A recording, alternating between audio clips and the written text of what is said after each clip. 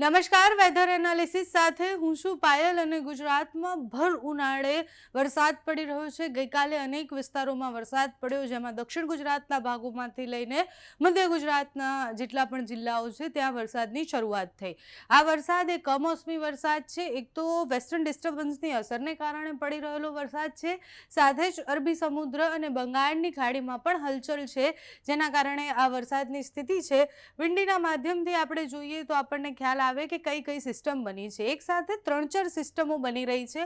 એક બંગાળની ખાડીમાં અહીંયા બનેલી સિસ્ટમ છે જેની અસર થઈ રહી છે, બીજી એક માલદીવ્સની બાજુમાં એક સિસ્ટમ બની છે એની અસર છે, અને ધીરે ધીરે એ દરિયાકાંઠાની ઉપરથી જ્યારે પસાર થશે એટલે દક્ષિણ ભારતમાંથી ધીરે ધીરે ઉપર આવશે ત્યારે એની અસર ગુજરાતમાં થાય એવી સંભાવના છે। આજના દિવસમાં અનેક વિસ્તારોમાં વેધર એટલે હવામાન વિભાગ દ્વારા અનેક વિસ્તારોમાં આજે એલર્ટ આપવામાં આવ્યા છે।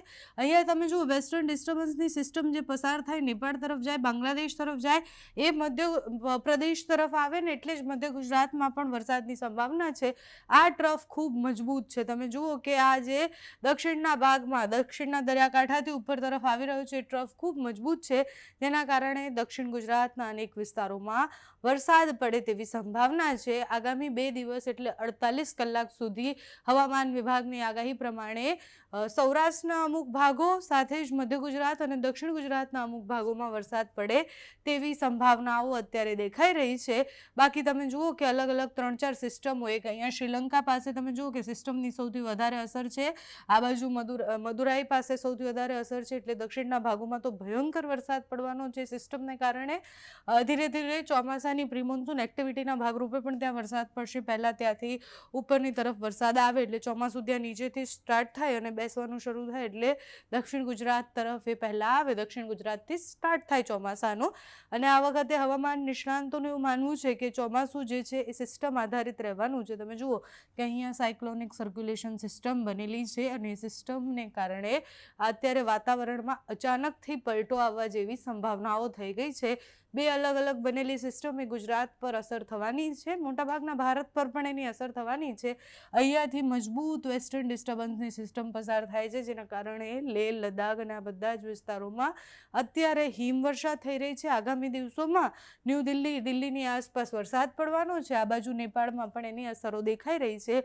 એટલે એ વેસ્ટર્ન ડિસ્ટર્બન્સની અસર તમે જુઓ કે કેટલી ભયાનક સિસ્ટમ છે, એ સિસ્ટમ પસાર થઈ અને ધીરે ધીરે નેપાળ તરફ જશે, જેના કારણે મધ્ય ગુજરાતથી લઈને જે આપણા ઉપરના પ્રદેશો છે ઉત્તર ગુજરાતના, ત્યાં બધે એની અસર થાય તેવી સંભાવના છે। સિસ્ટમ ધીરે ધીરે બાંગ્લાદેશ તરફ આગળ વધશે, 13-14 તારીખની આ સ્થિતિ છે, એટલે ઉપર પણ સિસ્ટમ બની રહી છે, નીચે બંને જગ્યાએ અરબી સમુદ્ર અને બંગાળની ખાડીમાં પણ સિસ્ટમ બની રહી છે, અને એ સિસ્ટમની અસરને કારણે ગુજરાતમાં અત્યારે વરસાદ પડી રહ્યો છે।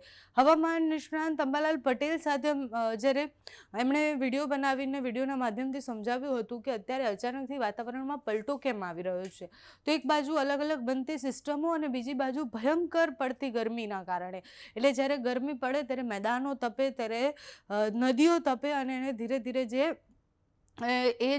તપેલી નદી અને મેદાનો હોય એના કારણે વાદળો ભરાતા જાય, ધીરે ધીરે વાદળો ભરાય અને પછી એ કમોસમી વરસાદના રૂપે છૂટો છવાયો વરસાદ એ ગુજરાતના અનેક વિસ્તારોમાં પડે। પણ આ જે છૂટો છવાયો વરસાદ છે એવું નથી કે આખા બધા જ વિસ્તારોમાં પડશે।